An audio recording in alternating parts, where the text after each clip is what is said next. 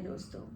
तो आज की वीडियो फिर से बिग बॉस कंटेस्टेंट के बारे में है, अविनाश मिश्रा, जो आप लोगों की काफ़ी डिमांड हो रही थी। बिग बॉस तो ख़त्म हो जाता है मगर बिग बॉस का फीवर ख़त्म नहीं होता और बहुत सारे फैंस हो जाते हैं जो अलग अलग कंटेस्टेंट के बन जाते हैं और वो डेफिनेटली उनके बारे में ज़्यादा जानना चाहते हैं। तो चलिए आज हम अविनाश मिश्रा का रीडिंग निकालेंगे। उससे पहले अगर आपने चैनल को लाइक शेयर सब्सक्राइब नहीं करा है तो कर लीजिए। अगर आप हमारे चैनल पे नए हैं तो चैनल पे जाके चैनल को फॉलो कर लीजिए, सब्सक्राइब कर लीजिए। और अगर आप बेसिक मेंबर या बेसिक प्लस मेंबर बनते हैं तो उसका बेनिफिट ये होता है कि जब भी मैं लाइव आती हूँ तो basic plus and basic members को फर्स्ट प्रायोरिटी दी जाती है, उनके क्वेश्चंस को फर्स्ट लिया जाता है। Silver member and gold members के लिए रिकॉर्डेड कोर्सेज के वीडियोस एक्सेस हो जाते हैं। एंड देन आने वाले टाइम में कुछ वीडियोस को मैं करने वाली हूँ कि मेंबर्स के लिए पहले रिलीज कर दिया जाए, एक दिन पहले। तो अगर आप वीडियोस को पहले देखना चाहते हैं तो भी आप मेंबर बन सकते हैं चैनल पे। बिना देर करे अब हम अविनाश मिश्रा के कार्ड निकालेंगे। तो सबसे पहले अविनाश के बारे में बिग बॉस के बाद लोग ये जानना चाहते हैं कि उनको किस टाइप के प्रोजेक्ट्स मिलेंगे, वो आगे कैसा करियर करेंगे, क्या चीज़ उनकी लाइफ में करियर में रिलेटेड है। उसके बाद लोग डेफिनेटली ये भी जानना चाहते हैं कि ईशा के साथ उनका कैसा रहेगा, उनके मन में इस समय ईशा को लेकर क्या फीलिंग्स आ रही हैं। हमने एक ईशा का रीडिंग तो करा ही था, लेकिन अविनाश की पर्सनल फीलिंग्स क्या है, अविनाश क्या चाहते हैं, हम कुछ मैसेजेस रोमांस एंजल कार्ड से निकालेंगे कि उनके सबकॉन्शियस माइंड से ईशा के लिए क्या मैसेजेस आ रहे हैं। क्या मैसेजेस वो आ रहे हैं वो निकालेंगे। आगे उनका लाइफ में कैसा होगा वो एक अलग फैक्टर है, लेकिन इस समय वो क्या फील कर रहे हैं ईशा के लिए, उनका सबकॉन्शियस माइंड क्या कह रहा है ईशा के लिए, वो मैसेजेस हम निकालेंगे। तो सबसे पहले sorry, please bear with my throat. इतने वीडियोस बना के और इतने अपॉइंटमेंट्स ले लेके ना गले का बैंड बज जाता है कभी कभी, सॉरी। तो चलिए हम पहले देखते हैं अविनाश मिश्रा के करियर के लिए उनको किस तरह के प्रोजेक्ट्स मिल सकते हैं। तो हम 3 कार्ड निकालेंगे फिल्मों का,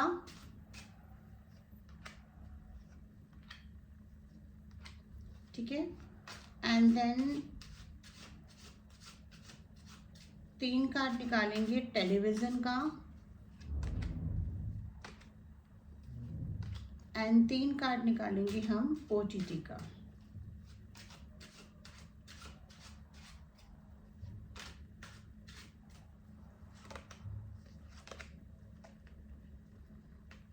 चार निकल कर आ रहे हैं ओटीटी के लिए। तो चलिए अब हम देखते हैं। पहले हमने फिल्मों का निकाला था कि उनको फिल्म में क्या स्कोप है।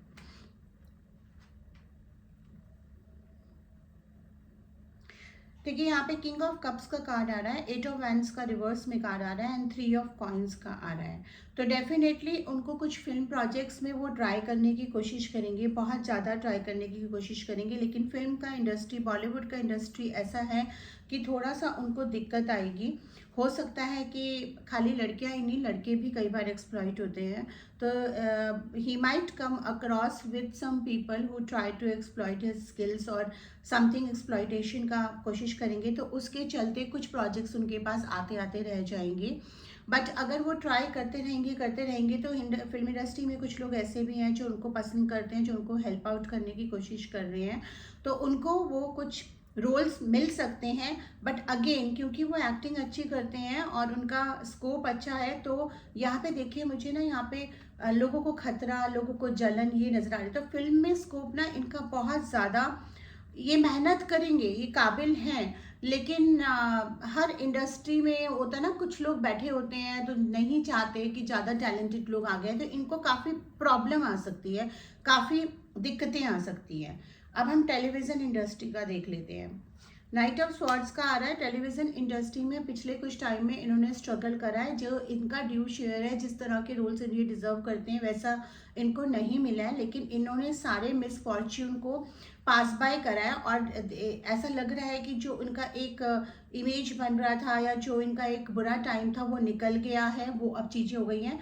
मैं ये देख पा रही हूँ कि पास से जिनसे इनकी कॉन्फ्लिक्ट हुई है वो भी अब इनको वापस कांटेक्ट करेंगे, मतलब इनकी किसी के साथ कॉन्फ्लिक्ट हुई होगी, वो पब्लिकली या नॉन पब्लिकली नहीं आया होगा किसी डायरेक्टर के साथ, किसी एक्टर के साथ, लेकिन अब मैं देखती हूँ कि वो कॉन्फ्लिक्ट रिजॉल्व करते नजर आएंगे एंड इनको काफ़ी प्यार मिलेगा। तो टीवी सीरियल्स में इनको पैरेलल लीड्स या कुछ इस तरह के रोल्स मिल सकते हैं जो इनको वापस एक टेलीविजन इंडस्ट्री में आपको नजर आ सकते हैं। ओटीटी पे और देख लेते हैं और फिर देखते हैं स्कोप इनका कहाँ ज़्यादा है। ओटीटी के कार्ड्स बहुत ज़्यादा अच्छे आ रहे हैं। मैजिशियन का कार्ड आ रहा है, किंग ऑफ कॉइन्स का कार्ड आ रहा है, व्हील ऑफ फॉर्च्यून का कार्ड आ रहा है, सेवन ऑफ स्वॉर्ड्स का कार्ड आ रहा है। इनका स्ट्रगल खत्म हो जाएगा अगर ये ओटीटी में ट्राई करते हैं। तो अगर ओटीटी फिल्म्स होती हैं, शॉर्ट फिल्म्स होती हैं, सीरीज होती हैं, इस तरह की सीरीज में अगर ये रोमांटिक सीरीज में ट्राई करें, इवन अगर ये कुछ उस टाइप की सीरीज में भी ट्राई करें ना, जो ये पुलिस फोर्स टाइप की सीरीज होती हैं या कुछ इंटरेस्टिंग सी सीरीज होती है ना, यहाँ पे सस्पेंस सीरीज होती हैं, उस टाइप की सीरीज में इनका बहुत होगा। तो ओटीटी में इनका सिक्का चलने वाला है, ओटीटी का काम इनको काफ़ी मिलने वाला है, ओटीटी में ये पैसा भी काफ़ी कमाने वाले हैं, मतलब इसमें टीआरपी अच्छी आएगी और ओटीटी में इनका भाग्य भी काम करेगा। तो ओटीटी के कार्ड्स इनके बेस्ट आ रहे हैं, तो ये ओटीटी में जल्दी नज़र आ सकते हैं अगर ये वहाँ पे ट्राई करते हैं तो। और जो मुझे लग रहा है कि ये ट्राई करेंगे, मुझे ऐसा लग रहा है कि पहले ये फिल्मों में ज़्यादा ट्राई करने की कोशिश करेंगे, लेकिन इनको थोड़ा जल्दी समझ आ जाएगा कि इस इंडस्ट्री में पैर जमाना बिना किसी सिफारिश, और खास करके अगर आप टैलेंटेड हैं तो बहुत सारे लोग हैं जो कॉन्स्पिरेसी भी करते हैं, तो वही जलन के कार्ड्स एंड कॉन्स्पिरेसी के कार्ड्स के लोगों को इनका काम देख के लोगों को थोड़ा जलन होगी। हो सकता है कि कोई रोल मिल भी जाए लेकिन उसके बाद इनको आगे बढ़ने से थोड़ा रोका जाए। तो ये टेलीविजन का रुख है, ओटीटी का रुख लेंगे। टेलीविजन में भी इनको रोल्स मिल सकते हैं, जो कॉन्फ्लिक्ट्स हुए हैं कुछ लोगों के साथ पास्ट में वो सारे रिजॉल्व हो जाएंगे और उनके ही बेनिफिट्स इनको टेलीविजन एंड ओटीटी में मिलेगा।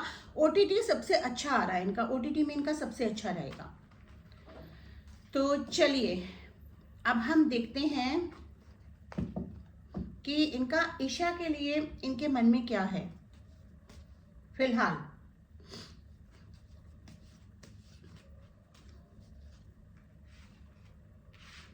इनके मन में अभी भी ईशा के लिए फीलिंग्स हैं, लेकिन थोड़ा सा ना इरिटेटेड भी नज़र आ रहे हैं, क्योंकि अभी भी इनको क्लैरिटी नहीं मिल रही है। पब्लिकली ये कह रहे हैं कि हमने जैसा डिसाइड करा है फ्रेंड रहेंगे, बट इनकी उम्मीद नहीं जा रही है।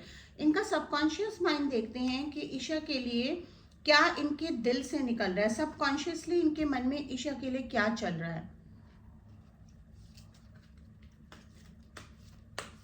प्लीज यूनिवर्स, अविनाश मिश्रा के सबकॉन्शियस माइंड में ईशा के लिए क्या मैसेजेस आ रहे हैं इस समय, वो क्या कहना चाह रहे हैं, क्या उनका दिल चीख कर पुकार कर कह रहा है जो वो शायद ओपनली नहीं कह पा रहे हैं या कहते भी होंगे। अच्छा, यहाँ पे तो काफ़ी सारे कार्ड्स आ गए हैं, बहुत सारा है इनका।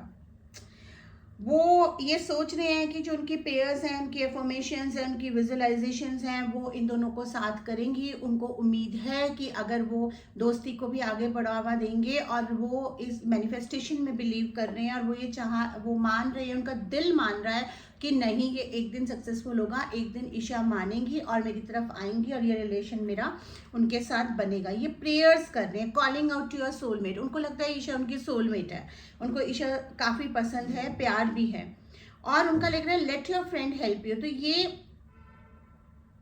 शायद अपने कुछ दोस्तों से या कुछ कॉमन दोस्तों से हेल्प मांगे।